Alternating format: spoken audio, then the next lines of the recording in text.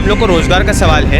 जब भी ऐसे कोई मुद्दे उठाए जाते हैं किसी चुनाव में, उस चुनाव को तुरंत ध्रुवीकरण के मुद्दे से हटा दिया जाता है और ऐसे मुद्दों के ऊपर वो मुद्दे हावी होते हैं जो आम युवा के लिए ज़रूरी नहीं। क्या 2024 में मोदी सरकार को आनी चाहिए या नहीं? मैं समझता हूँ नहीं आना चाहिए। हर कोई अगर सरकारी जॉब के लिए मरेगा तो प्राइवेट जॉब क्या है, वो पापड़ बेली है क्या? प्राइवेट जॉब करने की किसी की हिम्मत नहीं है। नेता के बच्चों को आपने देखा है कि वो सरकारी स्कूल भेजते हैं? देखा है मैम, मैंने देखा है। किसको? मैंने अपने शहर में देखा है, मैं बांदा को। किसको देखा है? उत्तर प्रदेश में मुफ्त पढ़ाई नहीं है सरकारी स्कूल में, क्योंकि कांग्रेस का काम ही यही है। सबसे अभी तक उन्होंने 70 सालों से किया क्या है? यही तो किया है, बांटो और राज करो। अंग्रेजों ने भी यही किया था। विराट कोहली और मोदी जी में क्या सिमिलरिटी पता है? विराट कोहली जब बल्लेबाजी करने के लिए मैदान में उतरते हैं ना, तो बॉलर के पसीने छूट जाते हैं। मोदी चुनाव रैली में निकलते हैं ना, तो विपक्ष की गारंटी, वारंटी और रणनीति भी फेल हो जाती है। एक आपने पॉपुलर ऐड देखी होगी, देगी मिर्च का तड़का अंग अंग भड़का। ऐसे मोदी का तड़का विपक्षी भड़का। लोगों को समझ में नहीं है।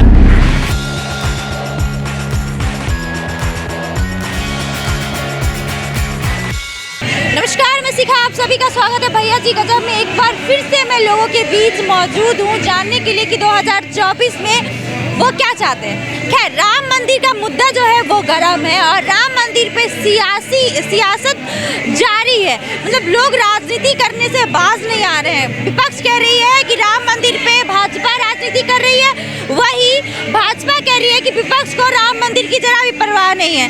तो क्या लगता है, जो कह रही है विपक्ष कि राम मंदिर पे राजनीति कर रहे हैं, आप उससे सहमत हैं? देखिए, राम मंदिर में राजनीति तो शुरू बहुत पहले से हो रही है। अब कांग्रेस ने 24 वकील खड़े करे थे केस में, वो भी राजनीति थी। अब शुरू से बीजेपी बोलते आ रही है हम लोग राह बनाएंगे राम मंदिर की। उन्होंने राह बनाया, हम लोग सुप्रीम कोर्ट में गए, हम लोगों ने केस जीता, राम मंदिर बन रहा है, बन चुका है। 22 तारीख को उद्घाटन है उसका। तो उसमें राजनीति जो होनी थी हो चुकी है, अब सिर्फ वहाँ पूजा होगी। 2024 को लेके कुछ राजनीति नहीं, कोई राजनीति को लेके कोई इलेक्शन को लेकर राजनीति नहीं है। तो विपक्ष जो बोल रही है वो क्या है? देखो, अगर आपको इतनी दिक्कत है, विपक्ष को मैं बोलना चाहूँगा, इतनी दिक्कत है आपको, तो आप पहले बनवा देते। आप पहले सहमत में आ जाते कि हाँ साथ मिलकर बना दे राम मंदिर। एक जगह राम मंदिर बना देंगे, जगह बाबरी मस्जिद बना देंगे, टेंशन ही खत्म हो जाता। आप शुरू से आपने बीजेपी को कोसा, विपक्ष ने शुरू से कोसा कि राम मंदिर आपने बोला, राम मंदिर आपने बोला, नहीं बना। अब बना है, बन गया है, तो बीजेपी उसका फायदा उठा रही, तो क्या गलत है? ये मतलब है कि विपक्ष ने कोसा और भाजपा ने बना दिया राम मंदिर, ऐसा कुछ? बिल्कुल जी, बिल्कुल। वो नहीं कोस तो देखिए, बीजेपी को करना ही था, आज या कल नहीं तो करना ही। तो उन्होंने राह दिखाई। उन्होंने कभी ये नहीं बोला कि मैं बनवाऊंगा, उन्होंने बोला हम राह करेंगे। और राह हम लोग कोर्ट के थ्रू गए, प्रॉपर पॉजिटिव की तरफ से जो निर्णय है सुप्रीम कोर्ट का, उसके बाद राम मंदिर बना है।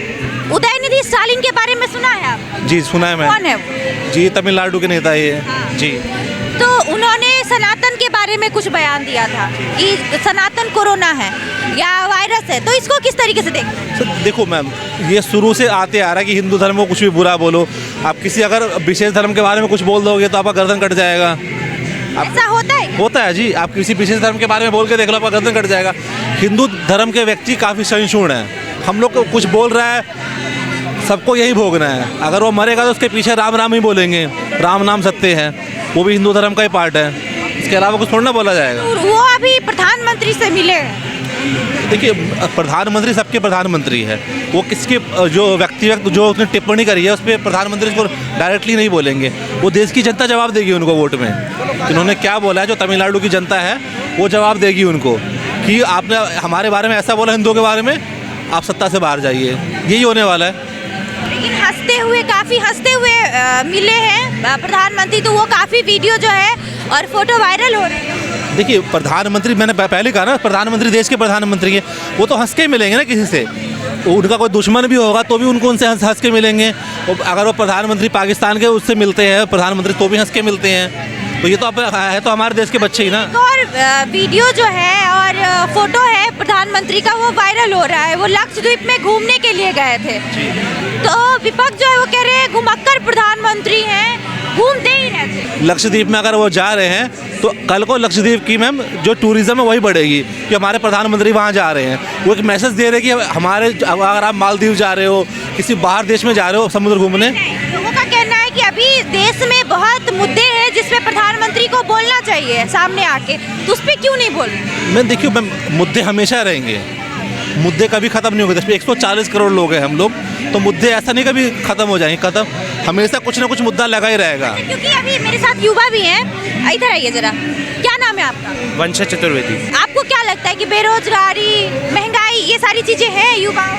बिल्कुल, ये आम जन के मुद्दे हैं और हर वर्ग इससे पीड़ित है, ख़ास तौर पे युवा बहुत ज़्यादा, क्योंकि जहाँ तक हम लोग को रोज़गार का सवाल है, जब भी ऐसे कोई मुद्दे उठाए जाते हैं किसी चुनाव में, उस चुनाव को तुरंत ही ध्रुवीकरण के मुद्दे से हटा दिया जाता है और ऐसे मुद्दों के ऊपर वो मुद्दे हावी होते हैं जो आम युवा के लिए ज़रूरी नहीं। तो आप राहुल गांधी से सहमत? नहीं, मैं उनसे सहमति पूरी तरह नहीं रखता हूँ, लेकिन जो आम जनता के मुद्दे हैं वो ऊपर होने चाहिए, ये मेरा मानना है। मतलब राहुल गांधी से सहमत नहीं? राहुल गांधी भी कहते हैं बेरोजगारी मुद्दा होना चाहिए, महंगाई मुद्दा होना चाहिए, तो आप... उनके कई मुद्दे इसके ऊपर आते हैं, लेकिन उनके 2-3 बातें ऐसी भी हैं, जैसे उन्होंने ओबीसी आरक्षण की बात की हो, या ऐसे मुद्दे जो समाज को तोड़ने के काम करते हैं। ओबीसी आरक्षण सही नहीं है?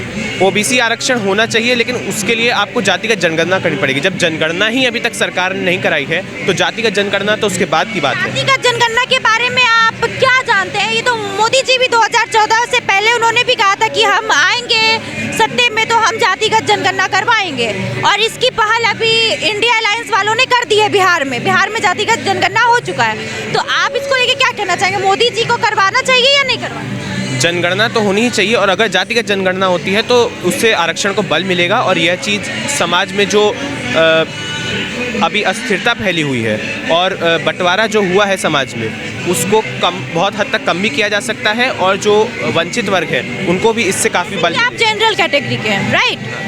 तो आपको क्या लगता है कि ओबीसी को आरक्षण देना गलत है या सही? आरक्षण हर प्रकार से गलत होता है, अगर वो आर्थिक रूप से किया जाए तो वो सही रहता है, मेरा ऐसा मानना है। क्योंकि आर्थिक रूप से जनरल वालों को मिल रहा है इसीलिए? नहीं, क्योंकि आर्थिक रूप से हर कास्ट के जो भी आर्थिक रूप से पिछड़े हुए लोग हैं, उनको यह आरक्षण इसीलिए मिलना चाहिए ताकि वो एक समान प्लेटफॉर्म पे आ सके। अगर आप जातिगत आधार पे करेंगे तो कई बार सवर्ण में भी और कई जातियों में ऐसे भी लोग हैं जो बहुत पैसे वाले हैं, उनको इस आरक्षण का लाभ मिल जाता है। अगर आप आर्थिक रूप पे आरक्षण करेंगे तो हर जाति को बराबर अधिकार मिलेगा, और जो भी आर्थिक रूप से पिछड़ा हुआ है उसको एक मौका मिलेगा साथ में खड़े होने का। जातिगत जनगणना खैर बहुत बड़ा डिस्कशन का मैटर है, लेकिन हम फिर से मुद्दे पे आते हैं कि उन्होंने कहा था जातिगत जनगणना कराएंगे मोदी जी, तो अभी तक आपको क्यों लगता है क्यों नहीं हुआ? अभी और भी मुद्दे सरकार के सामने रहे हैं, इसलिए मेरे को लगता है ये जनगणना का मुद्दा छोड़ दिया गया।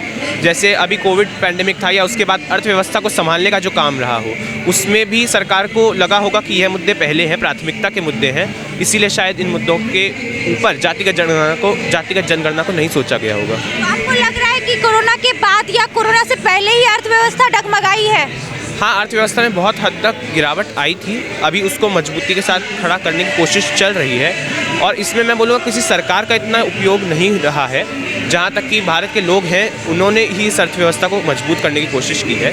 अच्छा, आप पढ़ाई करते हैं या जॉब करते हैं? मैं अभी तो पढ़ाई करता हूँ। पढ़ाई कर रहे हैं, तो उसमें 18% टैक्स है, उसको लेके क्या कहेंगे? सहमत हैं आप? पढ़ाई के ऊपर या ऐसे कई अन्य चीज़ें हैं जो आवश्यकता के अंदर आती है लोगों की, अगर उनके ऊपर भी बहुत हद तक टैक्स लगाया जाएगा तो उससे जो आम छात्र है उसके पढ़ने का मनोबल बहुत हद तक गिरता है। अगर आप आर्थिक रूप से कमज़ोर परिवारों को देखें तो कई बार वो अपने बच्चों को पढ़ने इसीलिए नहीं भेज सकते क्योंकि बहुत ज़्यादा टैक्स होता है। तो टैक्स को कम तर लगाया जाए, 5%, 6% के आसपास, 18% तक लगाना ये गरीब परिवारों के साथ बहुत भेदभाव है। इन सब चीज़ों को देखते हुए, बेरोजगारी आपने कहा मुद्दा है, पढ़ाई पे टैक्स है, तो इन सारी चीज़ों को देखते हुए क्या 2024 में मोदी सरकार को आनी चाहिए या नहीं? मैं समझता हूँ नहीं आना चाहिए। नहीं आना चाहिए। उनके अभी तक के परफॉर्मेंस को देखते हुए मेरे को लगता है कि एक ऐसे व्यक्ति को यह संभालना चाहिए पद जो युवाओं की समस्याओं को समझे, गरीबों की समस्याओं को समझे। लोगों का ये भी कहना है कि विपक्ष में जो है मजबूत नेता नहीं है, मतलब टक्कर के नहीं है, इसीलिए मोदी जी आए। वो तो एमपी इलेक्ट होंगे, उसके बाद डिसाइड कर ही लिया जाएगा। अभी से अगर हम ये सोच के चलें कि कोई नेता ही नहीं है तो हम एक नेता पे कब तक रुके रहेंगे? हम कब तक नरेंद्र मोदी के ऊपर निर्भर रहेंगे?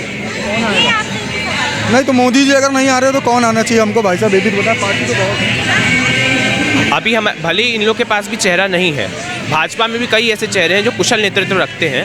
उन लोगों को भी आगे आना चाहिए कि सिर्फ नरेंद्र मोदी प्रधानमंत्री अगर देश के रहेंगे तो कब तक हम उनके चेहरे पे पूरे विश्व में निर्भर रहेंगे और पूरे भारत कहना है कि भाजपा में भी कई नेता हैं जिनको सामने आना चाहिए। भाजपा में तो सारे नेता सामने, कांग्रेस में कौन सामने है, कौन प्रधानमंत्री का चेहरा लेके आ रहा ये है? तो कहा ही नहीं कि कांग्रेस बननी चाहिए, इन्होंने कहा कि मोदी जी नहीं और भी कोई लोगों को मौका मिलना चाहिए। और दूसरी पार्टी कौन है जो टक्कर ले सके मोदी जी से? पार्टी नहीं बोल रहे हैं, हम बोल रहे हैं भाजपा भी अगर है सरकार में तो क्या नरेंद्र मोदी के अलावा कोई नेता नहीं है जो उस पद को संभाल पाए? जब तक है भाई, है नेता है बहुत है, योगी जी बैठे हैं, अमित शाह जी बैठे हैं, सब लोग हैं। तो आप कब तक एक ही नेता के ऊपर निर्भर रहेंगे, चाहे वो राज्य के चुनाव हो चाहे वो केंद्र के चुनाव हो? आपके पास सिर्फ एक चेहरा रहता है जो चुनावों में आगे रहता है। मोदी जी से इतना नाराज आप क्यों हैं, एक बता दो। उनसे नाराजगी की बात इसलिए भी है कि आम जनता के जो मुद्दे हैं वो तो साइड हो जाते हैं जब भी कोई चुनाव आता है। राज्य के अंदर आप हिंदू मुसलमान का मुद्दा लेके अगर जाएंगे तो उससे राज्य के आम लोगों को कोई फायदा नहीं होने वाला है। नहीं, मुद्दे कौन से मुद्दे हैं जो मतलब कि जो नहीं है, क्या साइड में भी है, कौन से मुद्दे हैं? जैसे राज्य में चुनाव में जो मुद्दे रहते हैं आम आदमी के, बेरोजगारी है, शिक्षा है, स्वास्थ्य है, बिजली है, पानी है, खाना है, गरीबी है, महंगाई है, ऐसे मुद्दों को क्यों दरकिनार कर दिया जाता है राज्य चुनाव के अंदर भी? भाई अब अभी आपने नौकरी की बात की, अब ये बताओ अनपढ़ को कोई नौकरी देगा? अब आप एग्जांपल बोल रहा हूँ, अब आप अनपढ़ हैं, आपके पास कोई स्किल नहीं है, आपको कुछ आता नहीं तो हम आपको नौकरी दे देंगे? और अनपढ़ की बात आप कर रहे हैं, कितने पढ़े लिखे युवा डिग्री लेकर बैठे हुए हैं, क्या उनको भी जॉब नहीं मिलनी चाहिए?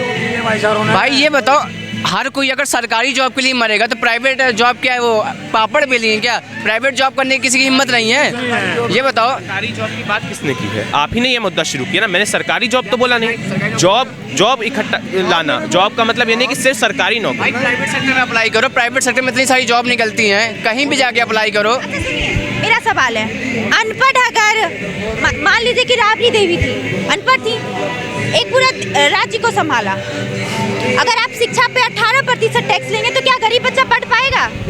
मैं बात बता दूं, यहाँ पे जितने सरकारी स्कूल हैं वहाँ पे मुफ्त बच्चों को पढ़ाया जाता है, टीचरों को सैलरी दे के। सरकारी स्कूलों की हालत देखी है आपने? मैम अब दिल्ली की बात करिए, आप यूपी में चल जाइए, यूपी में पढ़ाई होती है। मैं जहाँ से आता हूँ, मैं बिलोंग करता हूँ। मैं यूपी से हूँ, मैंने अपने एरिया के सरकारी स्कूल आपको दिखा सकता हूँ। हरदोई मेरा जिला है, उसके अंदर के सरकारी स्कूलों की व्यवस्था आप आके देख सकते हैं। वहाँ पे टीचर अपने स्टूडेंट से पैर हाथ दबवा रहा होता है, जो मिड डे मील का राशन मिलता है वो लेके उसका घर चल रहा होता है बच्चों से ज़्यादा। ये सरकारी स्कूलों की भी व्यवस्था है। जब तक आप ये व्यवस्थाओं को ठीक नहीं करेंगे, आप देश को 5वें नंबर पे। नेता के बच्चों को आपने देखा है कि वो सरकारी स्कूल भेजते हैं? देखा है मैम, मैंने देखा है। किसको? मैंने अपने शहर में देखा है, मैं बांदा को। किसको देखा है भाई?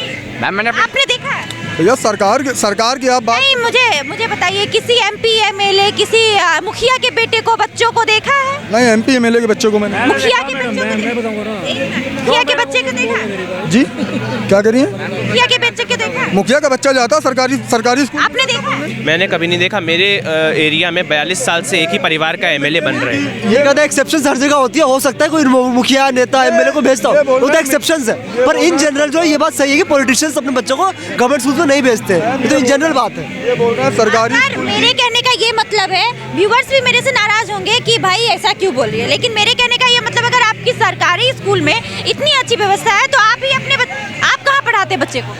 मेरे तो बच्चे अभी छोटे हैं, अभी स्कूल फिलहाल नहीं जा रहे हैं। आपके बच्चे कहाँ पढ़ते हैं? हम तो पंजाब से हैं जी। पंजाब से, मतलब कॉन्वेंट में पढ़ाते हैं या सरकारी में? सरकारी में। सही व्यवस्था है, ये वहाँ तो आम आदमी की सरकार है। हाँ वहाँ अच्छा है, सही है। हाँ वहाँ पे ठीक है, स्कूल में सारी चीजें अच्छी हैं। वहाँ पे ठीक है, पंजाब में ठीक है।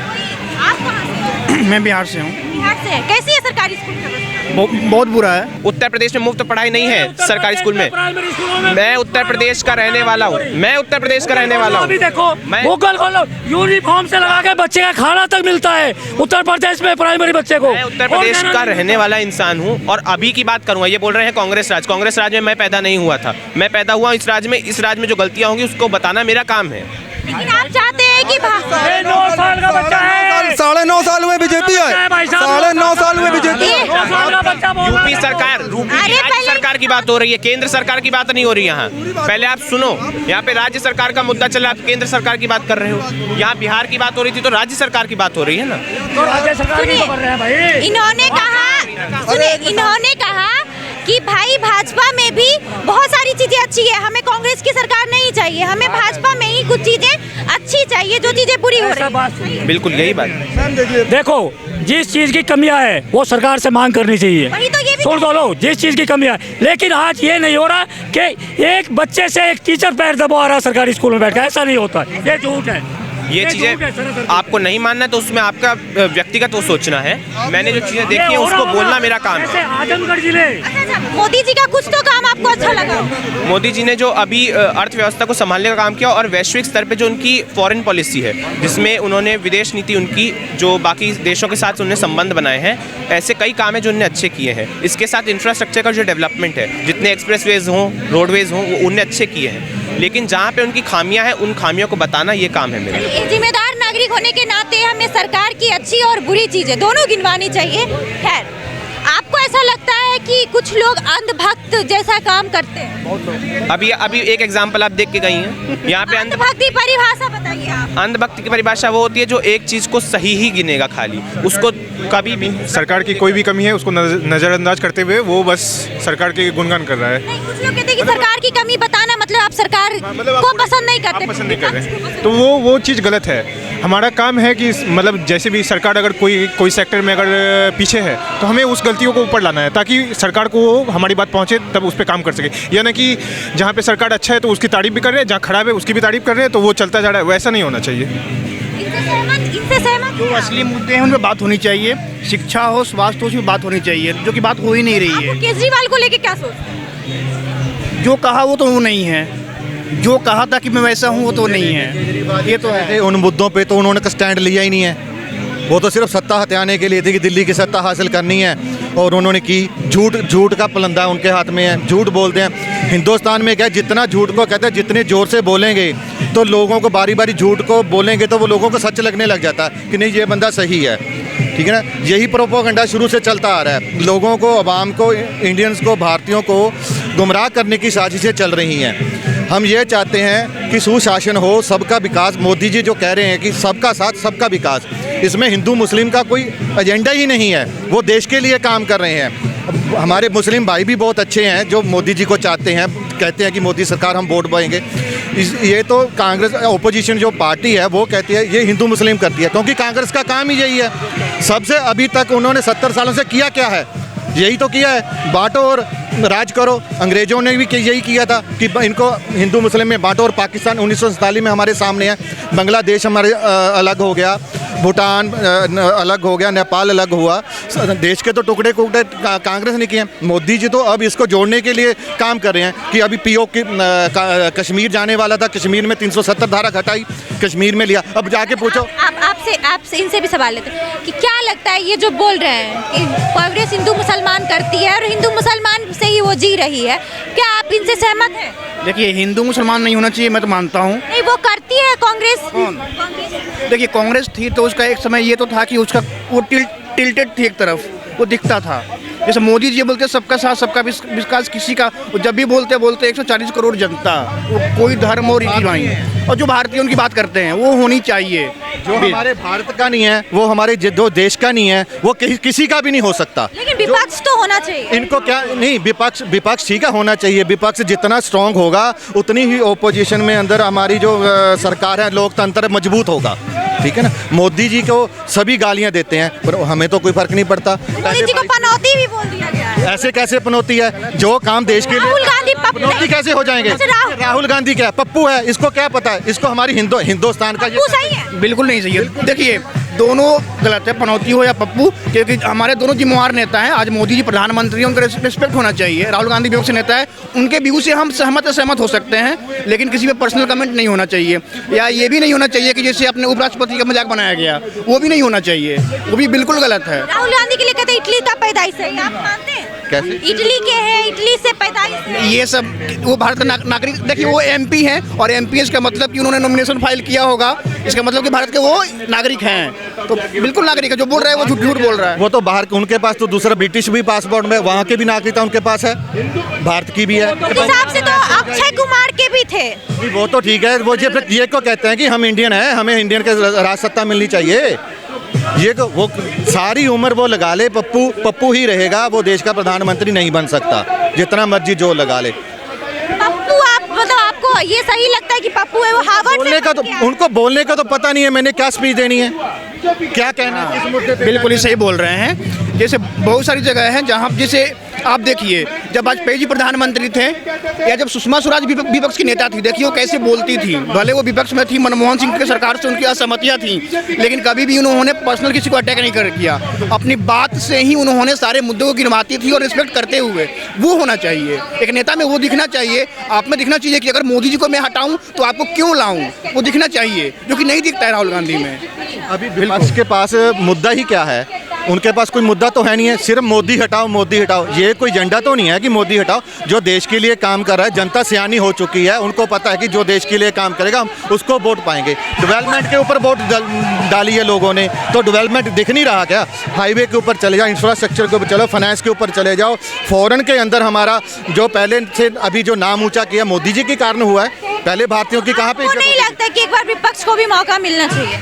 क्यों मिलना चाहिए? उनके पास क्या मुद्दा है? उनके पास तो सभी का कि मोदी को हटाओ। ये कोई मुद्दा है मोदी को हटाओ? कौन है उनके पास? खड़गे चेहरा कौन सा है कि प्रधानमंत्री का चेहरा? उनके मुद्दे क्या हैं? मुद्दे क्या हैं उनके पास? मुद्दा तो बताइए, एक भी मुद्दा। बेरोजगारी कहते हैं, महंगाई कहते हैं। क्या 70 सालों से मुद्दा? ये सारे कांग्रेस के मुद्दे, ये सारी सरकार में शुरू से ही इनकी बेरोजगारी 70 साल। कोई महंगाई नहीं मैम, रोजगार इतना आज युवा कोई भी इंसान खाली नहीं है। जिसको फोन करो कहता फोन रखो अभी हम बिजी है। किसी को भी आप फोन। हाँ जी बोलिए मैडम। क्या कह रहे, महंगाई है या नहीं है? बिल्कुल महंगाई नहीं है। महंगाई उसके लिए है जो काम चोर है, आलसी है, जो काम करना नहीं चाहता है। असल में हर इतना अपने देश में हर व्यक्ति के पास रोजगार है। अब भाई जन्म लिया उन्होंने सरकारी नौकर के लिए जन्म लिया। जब तक लोगों का उद्देश्य होगा सरकारी नौकरी, तब तक देश में नौकर पैदा होंगे। सब देश में नौकर पैदा होंगे। अपनी दम पर बनो, जो कुछ मेहनत करो, काम करो। बस अगर आप सरकार के भरोसे बैठेंगे तो आप अपना ही भला नहीं कर पाएंगे। क्यों? सरकार के भरोसे बैठेंगे तो आप, इसका मतलब नौकर बनने के लिए आपका जन्म हुआ है। 1100 रुपए कह रहे हैं सिलेंडर है, 1200 रुपए सिलेंडर, तो सही है? बिल्कुल सही है, 1200 रुपए सिलेंडर। एक चीज देखिए, पहले कनाट में यही एरिया में टॉयलेट करने की जगह नहीं होती थी। कहीं भी जाओ मेट्रो में, अब हर घर में बिजली। अब ये देखिए वीडियो कॉलिंग यहाँ से घर कर सकते हैं। पहले वीडियो कॉलिंग भी नहीं कर सकती थी, चिट्ठी जाती थी, 30 दिन चले जाते थे। अब देखिए कॉलिंग तो 2010-11 से कर सकते हैं। ये जियो कौन लाया? जियो कौन लाया? मोदी जी लाए हैं ना ये जो नेटवर्क लाए। पहले ट्रेन में बैठते थे, नेटवर्क आते ही नहीं थे, कम नेटवर्क सेलेक्ट करें। अब ट्रेन में हेलो भाई यहाँ पे बैठे, वाईफाई चलाते जा रहे। कितनी सहूलियत मिली है मोदी सरकार में। लेकिन फिर भी राहुल गांधी, कांग्रेस ने देश को गरीब किया है। वो ये चाहते थे हिंदुस्तान और गरीब हो जाए, फिर अंग्रेज आए, फिर कब्जा करें। लेकिन मोदी जैसा ना देश में कोई नेता है ना होगा। उसके बाद योगी के बाद हेमंता बिस्वा शर्मा, का अनुराग ठाकुर। लाइन लगी पड़ी है उनके पास। क्या है? 90 साल के लाए हैं, हम उनको लाएंगे 2024 में भी भगवान लहराएंगे फिर से। देखो ये सब हुआ है मोदी जी के कारण। मोदी जी के बारे में जितने शब्द बोलेंगे ना, शब्द को उसके शब्द भी कम पड़ जाएंगे। विराट कोहली और मोदी जी में क्या सिमिलरिटी पता है? विराट कोहली जब बल्लेबाजी करने के लिए मैदान में उतरते हैं ना, तो बॉलर के पसीने छूट जाते हैं। मोदी चुनाव रैली में निकलते हैं ना, तो विपक्ष की गारंटी, वारंटी और रणनीति भी फेल हो जाती। अपना कोहिनूर कृत्रिम तो अंग्रेज चुरा के ले गए, ये तो जीवित कोहिनूर है मोदी जी, देश की आन बान शान है। उनको तो जिंदा दिली से काम करने दो। और एक आपने पॉपुलर ऐड देखी होगी, देगी मिर्च का तड़का अंग अंग भड़का। ऐसे मोदी का तड़का, विपक्षी भड़का। विपक्षियों की सियासत लोगों को समझ में नहीं आती, न उनके पास चेहरा है न दर्पण। कौन सा? खड़गे जी। अरे खड़गे जी चेहरा है वे?